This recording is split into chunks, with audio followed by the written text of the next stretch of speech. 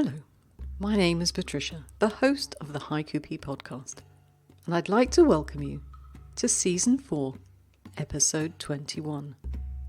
It's all about the seasons. And today I have a workshop for you on seasonal references in haiku. You can listen to it here in audio or on our YouTube channel, and in a couple of days I'll put the video of the workshop on YouTube. If you want to read the poems I'm going to use in this workshop, you'll be able to download them in the show notes on the Poetry Pea website. Do go and have a read. Now before I go on, let me just say thank you to everyone who's gone along to the website and bought me a coffee. The good news is, I'm 92% of the way to being able to afford my new microphone. Thank you very much. And I have a little plea for you. I need people to come forward to be community judges next year. I do have a few already, but you know what? It's lovely to hear new voices on the podcast. Although, if you do feel a little shy about hearing yourself, I'm quite happy to read your commentary for you, and you can join the panel to discuss the poems. That bit's not recorded, but it's fun to meet with other poets. Everyone brings something new to our understanding of haiku. And I have to say a very, very big thank you to everyone who's done it so far this year.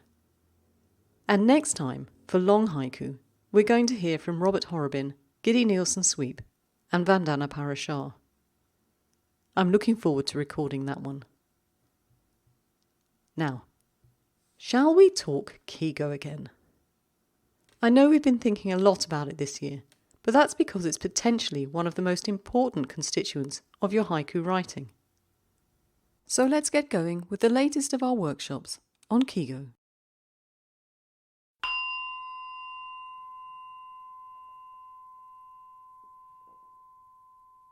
This time I ask the question, what can the season add to your haiku? I have a few examples that I'd like to read to you and talk about. Now there are lots of points I could make about these super poems, but this time I'm going to contain myself to speaking just about the use of the season.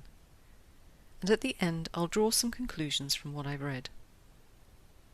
I hope you enjoy these poems, and if you'd like to reread them, they will be in the show notes on the Poetry Pea website.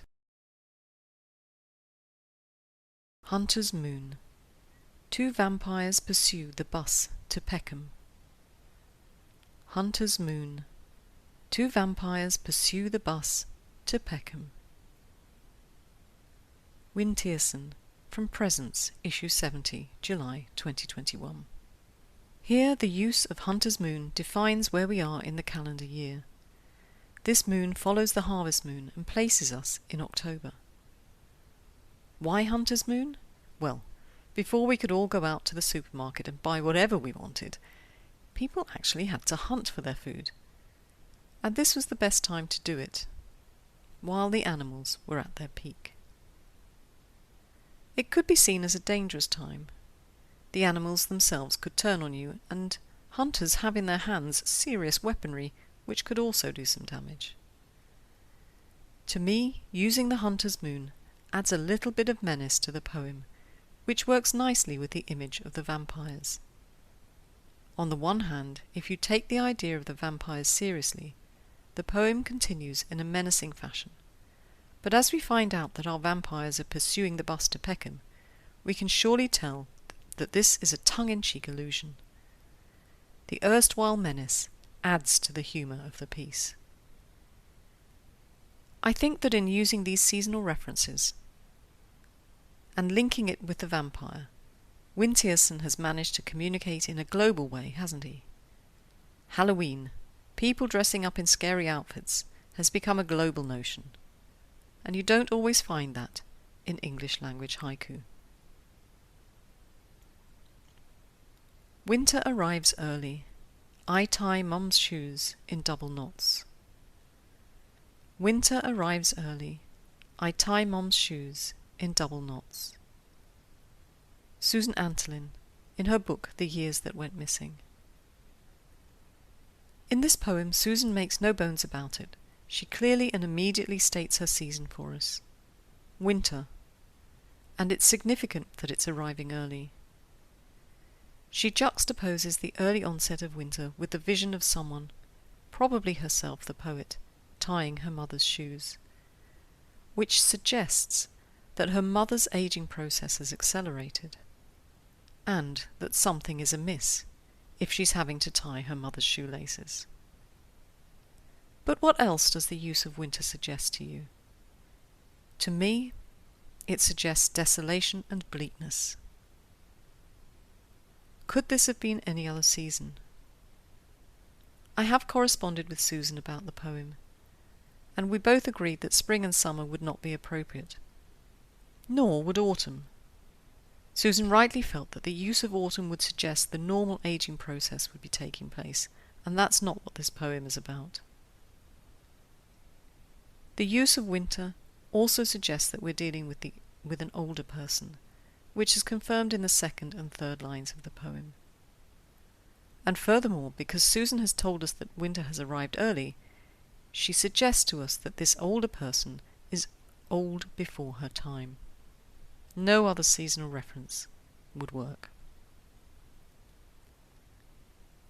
Now let's look at another season. Spring Cafe, buying a moment to dream. Spring Cafe, buying a moment to dream. By Jenny Fraser, in A New Resonance 12. Now I asked Jenny what was going through her mind when writing this, and she said, "It was such an uplifting spring moment of anything is possible, the world is a creative whirlpool. Spring!" And again I asked myself, could Jenny have used a different season at the beginning of her poem to achieve the same result? The feeling of anything is possible. And I don't think so.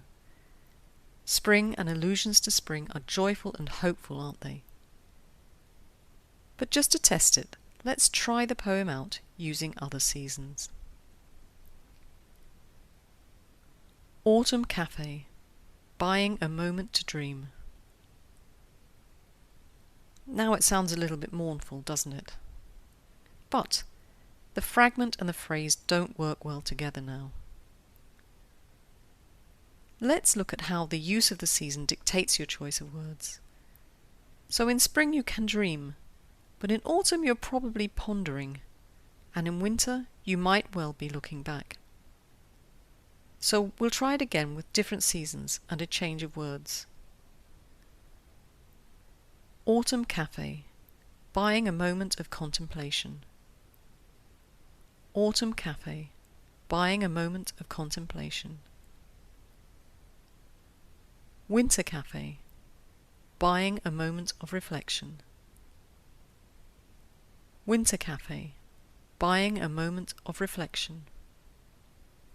The phrase and the fragment work much better together in the last two poems, but they are very different poems, and that's because of the seasonal setting. Fallen leaves flatten under rain, the mailman's cough. Fallen leaves flatten under rain, the mailman's cough. Alexander B. Joy, Mayfly, issue 64. Alexander Joy has put us fairly and squarely into the autumn season, and to me this suggests mid-autumn, which highlights one of the problems about the use of seasons. They can mean different things to readers in different areas. Here in Switzerland, we may have snow-covered ground by late autumn, but in Alexander's poem, the leaves are off the trees and a flat, and in my head anyway, squidgy mess because of the rain. So here it's probably not early autumn, when we can enjoy the leaf colour on the trees. But if you were to shift to my hometown of London, where snow probably won't appear till December at the very earliest, you would have this poem the whole of the autumn season. Either way, often autumn evokes sadness. And I don't know about you, but I find his imagery in this poem pretty miserable. which isn't a complaint. It's a compliment. I think he uses the season extraordinarily well to promote that feeling. By linking the autumn leaves to the mailman's cough, he creates a sense of anguish and gloominess. And I admit that reading this during times of COVID does give the cough a new sense of alarm. But the poem was written pre-COVID. And one last point to make about this poem. Notice that the season is integrated into it.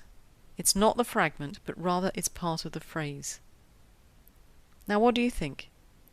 Does this work as well as highlighting the season in the fragment? And lastly, I'd like to compare two poems by the same author, Stamford M. Forrester, from his book The Toddler's Chant.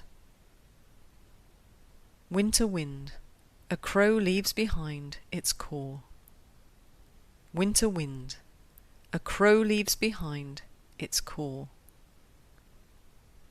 April morning, the crow too has a song. April morning, the crow too has a song.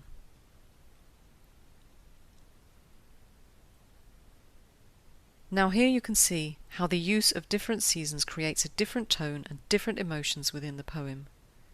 In winter, Stamford's message is forlorn. In spring, far more upbeat. You can clearly see how the change of season has affected the way Stamford has described the voice of the crow. In winter, the voice of the crow is described as a caw, a harsh sound, reflecting the harshness of winter. Whilst in spring, the crow's voice is described as a song, a much more pleasant and uplifting depiction of the noise the crow makes. So what have we learnt from looking at seasonal references today? What does the season add to your haiku? I've highlighted a few points. It gives context to your poem in terms of time. It adds to the tone and the mood of your poem. It evokes or triggers emotion in your reader. It connects you to your reader and can be used to suggest ideas to your reader. And a few final points. The season you use dictates the words you choose to write in your poem. And the seasonal reference doesn't have to be the fragment within your poem, but it does have to make sense. Now, if you're integrating the season into your poem, it's not such an issue. But if you're using the seasonal reference in the fragment of your poem, there has to be some definable link to the phrase. So that's it. Thank you very much for joining me for the latest workshop from Poetry Pea. Do please go to the website and reread the poems I've spoken about. They'll be in the show notes. Please sign up for our mailing. I don't want you to miss anything. And of course, subscribe to our YouTube channel so you don't miss future workshops and readings from Poetry Pea.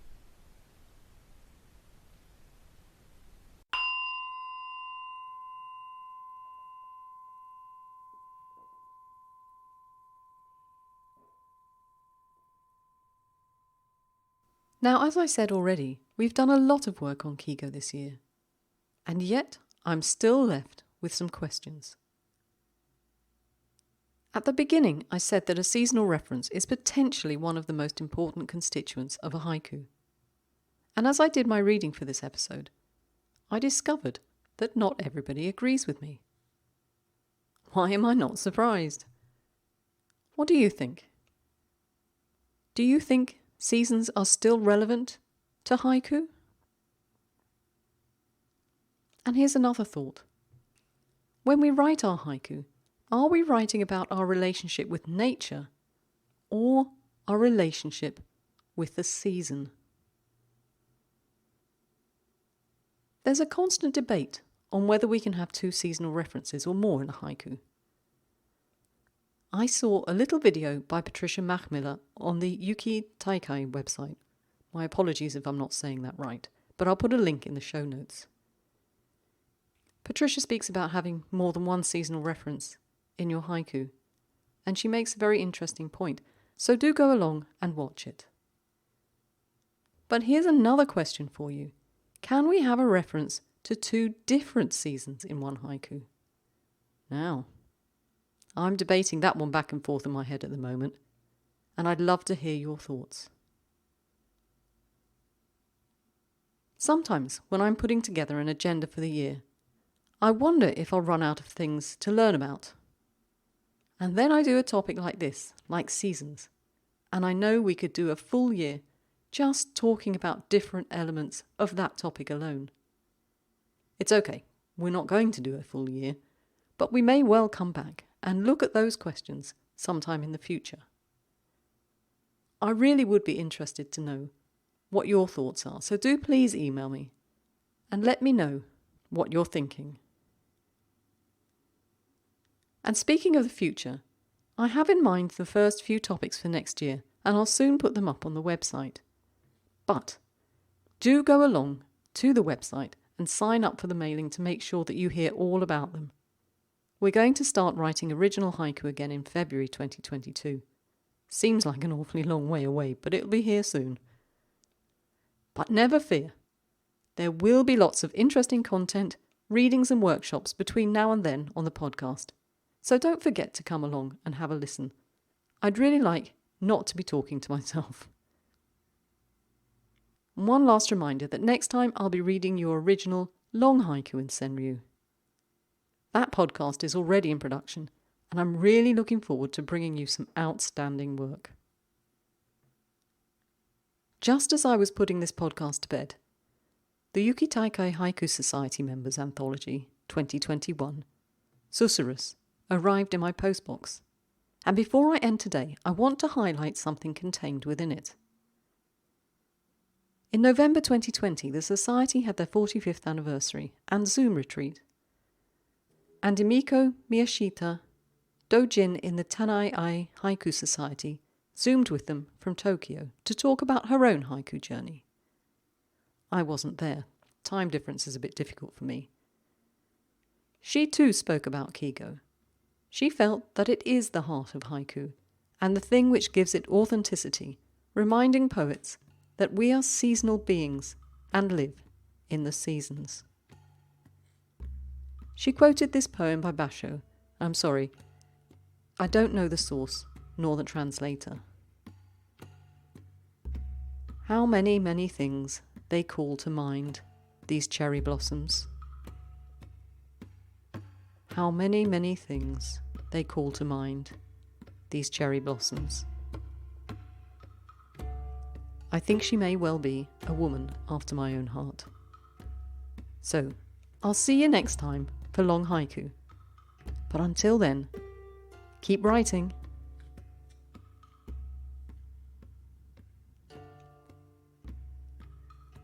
If there's something missing from the show notes, just send me an email, let me know, and I'll sort it out for you. Ciao!